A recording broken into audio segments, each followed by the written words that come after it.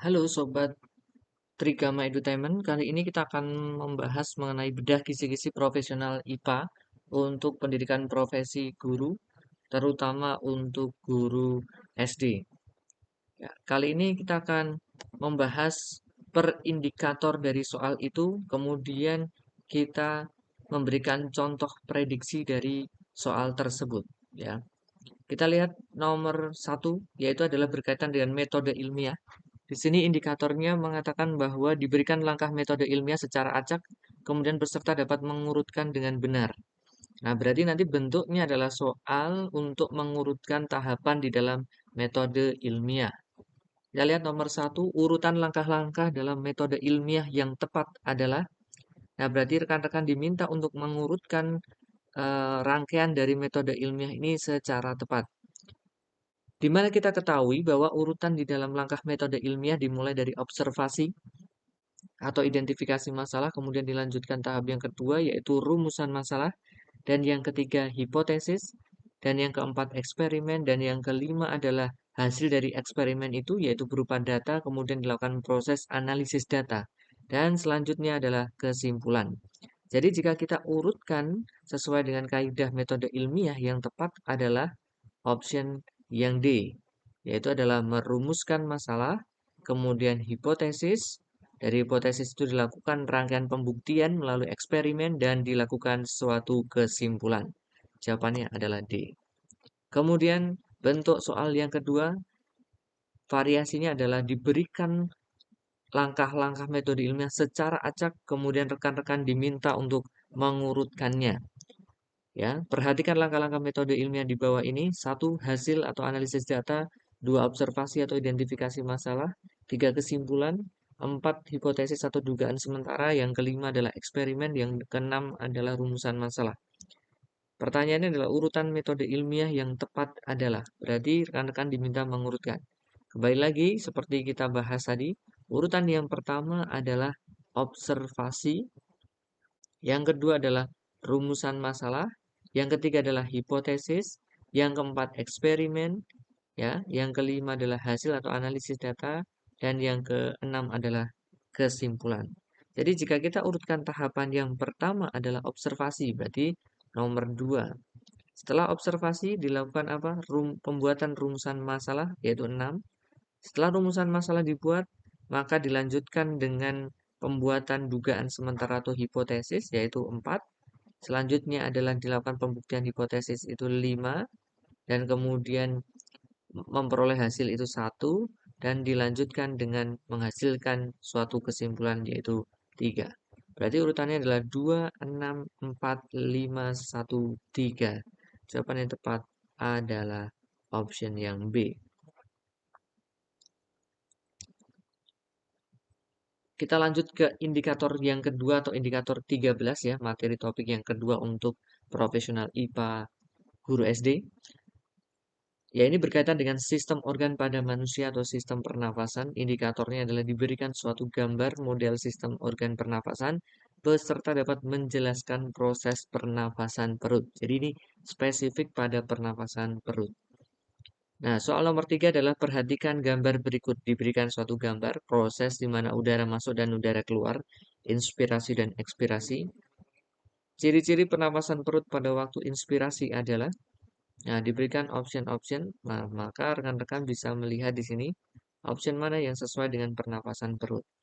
Seperti kita ketahui, proses pernapasan perut untuk inspirasi itu dimulai dari otot diafragma. Jadi, perbedaannya dengan pernapasan dada adalah jika pernapasan dada melibatkan otot-otot tulang antar rusuk, ya, otot tulang rusuk. Kalau pernapasan perut melibatkannya adalah otot diafragma. Urutannya adalah otot diafragma berkontraksi sehingga volume rongga dada membesar. Efek dari volume rongga dada membesar itu membuat tekanan udara dalam rongga dadanya justru kecil. Sehingga udara yang di luar itu kan bertekanan tinggi, di mana teori tekanan udara mengalir dari tekanan tinggi ke rendah, sehingga masuk ke dalam paru-paru. Oleh karena itu, udara tersebut bisa masuk dan melakukan suatu proses inspirasi. Seperti itu.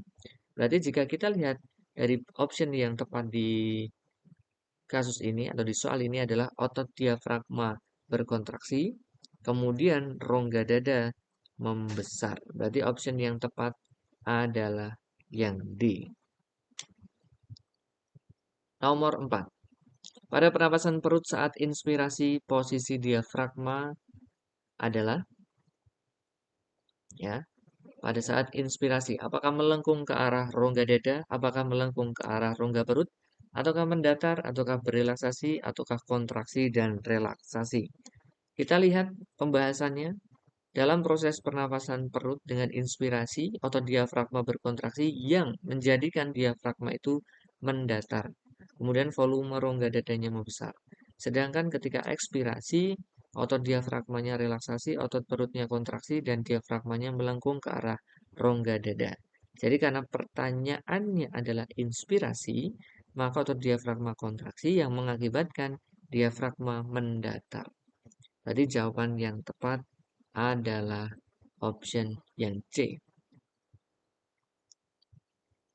Oke, kita lanjutkan di topik yang kedua masih, yaitu adalah sistem organ pada manusia, tapi sistemnya adalah sistem pencernaan. Kemudian indikatornya diberikan beberapa pernyataan tentang pengalaman dan pengetahuan tentang proses makanan. Peserta dapat memilih rumusan yang tepat. Nah, variasi dari indikator ini adalah nanti rekan-rekan diberikan sebuah gambar, kemudian memilih statement yang sesuai dengan gambar yang ditunjuk, atau juga diberikan beberapa pernyataan berkaitan proses makan makanan dan rekan-rekan memilih pernyataan yang memiliki rumusan yang tepat di dalam sistem pencernaan. Oke, kita mulai dari soal nomor 5. Perhatikan pada gambar berikut ya, ada bagian dari organ tubuh manusia ditunjuk 1 sampai dengan 5. Pertanyaan adalah fungsi organ nomor 4. Berarti rekan-rekan harus tahu di organ nomor 4 ini organ apa, kan seperti itu. Teman-teman, gambar nomor 4 ini adalah empedu.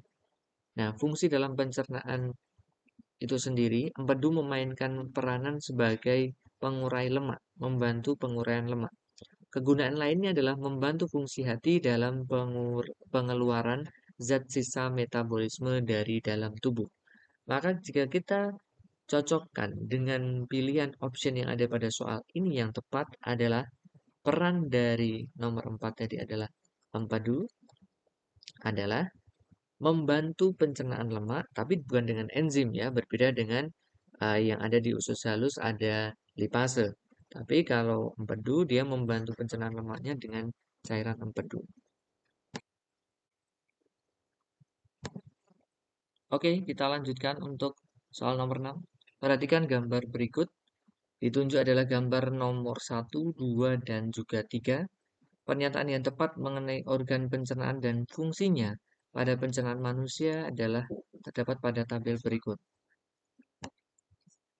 Di soal nomor 6 ini, perhatikan gambar berikut. Jadi ada nomor 1, 2, dan 3. Kemudian rekan-rekan diminta untuk memilih pernyataan yang sesuai dengan nomor yang ditunjuk pada soal ini, organ pencernaannya apa dan fungsinya apa. Sehingga mau tidak mau rekan-rekan harus mempelajari organ-organ di dalam pencernaan tersebut dan fungsinya. Nah, kita lihat nomor 1, organ nomor 1 ini yaitu adalah lambung. Ya, kita tulis dulu nomor 1 ini adalah lambung. Dan untuk yang nomor 2 ini adalah pankreas, dan yang nomor 3 ini ya adalah usus ya, rekan-rekan. Usus apa? Usus penyerapan. Usus penyerapan atau ilium. Nah, sehingga kita menggabungkan dengan fungsinya. Nomor 1, lambung adalah tempat pencernaan untuk protein yang dilakukan oleh enzim pepsin. Kemudian yang nomor 2 adalah pankreas, dia fungsinya adalah menghasilkan enzim-enzim pencernaan seperti tripsin, amilase, dan lipase. Dan yang ketiga adalah ilium atau usus penyerapan yang berfungsi untuk penyerapan sari-sari makanan. Nah, maka kita bisa menyesuaikan dengan pilihan tabel tersebut. Nomor 1 adalah lambung, ya. Nomor 2 adalah pankreas dan nomor 3 adalah ilium. Nah, maka option yang paling sesuai dengan soal ini adalah option yang A. Ya. Yang B, nomor satunya benar lambung, tapi nomor duanya tidak tepat, kantong empedu ya. Nah, seperti itu. Maka jawaban yang paling sesuai adalah yang A. Oke, kita lanjutkan lagi. Kita masuk ke materi topik yang masih yang kedua, sistem organ. Namun, sistem yang dibahas ini adalah sistem peredaran darah. Kemudian indikatornya adalah diberikan suatu fenomena tentang tekanan diastol dan sistol, peserta dapat menafsirkan hal-hal yang terjadi pada bagian-bagian di jantung. Nah, contohnya adalah di soal nomor 7 ini. Pada waktu diperiksa oleh dokter tekanan darah Rhiannon yang ditunjukkan oleh sphygmomanometer adalah 120 per 80 mm Hg. Angka 80 mm Hg menunjukkan titik-titik. Apakah A sistol ataukah B tekanan otot jantung ataukah C diastol ataukah D jumlah darah yang keluar ataukah E jumlah denyut nadi jantung. Nah, seperti kita ketahui, hasil pengukuran sphygmomanometer selalu menunjukkan hasil sistol garis miring diastol. Nah, di mana kita ketahui bahwa sistol adalah tekanan darah yang naik saat ventrikel kiri memompa darah menuju aorta. Sedangkan diastol adalah tekanan darah yang menurun sampai pada titik yang terendah. Berarti jika kita hubungkan dengan soal tersebut ya, yang ditanyakan adalah angka 80-nya, maka angka 80 itu melambangkan atau menjelaskan tentang diastol atau tekanan darah yang menurun. Jadi angka yang lebih rendah di sini menunjukkan diastol. Sedangkan angka 120-nya adalah sistol. Kemudian ya, bentuk variasi soal yang kedua adalah disediakan suatu tabel kategorisasi mengenai hipotensi, normal, prahipertensi, kemudian hipertensi 1, hipertensi 2 hingga krisis hipertensi. Kemudian disediakan tekanan darah sistolik dan diastoliknya. Kemudian diberikan kasus. Nah, rekan-rekan diminta untuk memilih pernyataan yang tepat mengenai pengukuran tekanan darah unita tersebut. Nah, di kasus soal nomor 8 adalah hasil pengukuran tekanan darah unita sebesar 130 per 90 mm Hg. Nah, di sini rekan-rekan diminta untuk menyesuaikan pernyataan tersebut, ya, memilih pernyataan yang tepat menggambarkan kondisi tersebut. Apakah A. Tekanan darah unita saat otot bilik jantung berkontraksi sebesar 90? Apakah B. Tekanan sistol unita sebesar 90 sedangkan tekanan diastol unita sebesar 130? Nah, sampai di sini terlebih dahulu ya rekan-rekan ya. Yang A ini kurang tepat karena 90-nya ini adalah diastolik ya. Jadi bukan ketika otot jantung berkontraksi. Berarti ini salah. Tekanan sistolnya 90 ini jelas salah. Yang 90 itu bukan sistolnya ya.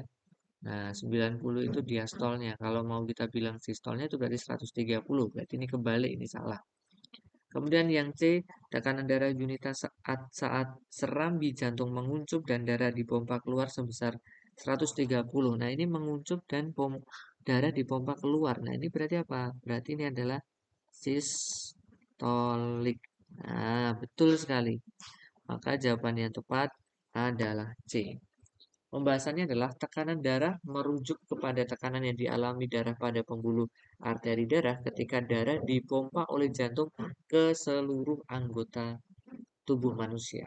Tekanan darah dibuat dengan mengambil dua ukuran dan biasanya diukur seperti berikut, 120 per 80 atau pada soal ini 130 per 90. Angka 130-nya menunjukkan tekanan sistolik dan 90-nya menunjukkan tekanan diastolik. Nah, kemudian tekanan sistolik sendiri adalah tekanan darah pada saat terjadi kontraksi otot jantung atau otot jantung menguncup kemudian darah dipompa menuju seluruh tubuh. Nah, berarti sesuai dengan statement option yang C. Oke, kita lanjutkan lagi. Indikator 16, materi atau topiknya masih yang kedua, yaitu adalah sistem organ manusia, yaitu adalah sistem rangka.